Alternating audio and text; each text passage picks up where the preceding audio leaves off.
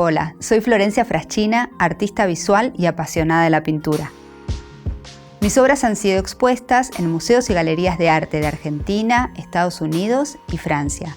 He tenido el privilegio de recibir distinciones y becas de instituciones como el Banco Nación, el Banco Ciudad y el Salón Nacional del Bicentenario.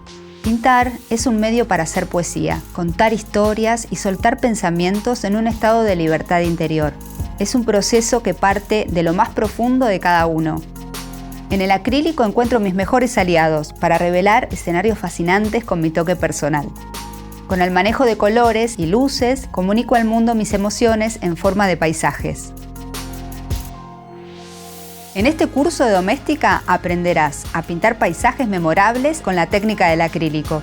Como proyecto final, crearás una pintura con acrílicos, inspirado en un recuerdo, foto o cualquier suceso significativo de tu vida que quieras inmortalizar. Para empezar, te llevaré a que conozcas la inspiración detrás de los paisajes, te mostraré los materiales que utilizamos y cómo explorar el potencial de la pintura acrílica en los paisajes. Partiremos de la experimentación formal y veremos cómo proporcionarle atmósfera a nuestra escena. Aprenderás a crear armonías impactantes a partir de la luz, del contraste y de la temperatura del color en tus paisajes. Te enseñaré la importancia de la perspectiva y del recorrido visual en una pintura. Para terminar, plantearemos nuestra pintura, haremos sus luces y sombras y aplicaremos detalles y el barnizado final. Con estos ingredientes podrás viajar con tu imaginación y darle vida a paisajes con el toque especial del acrílico.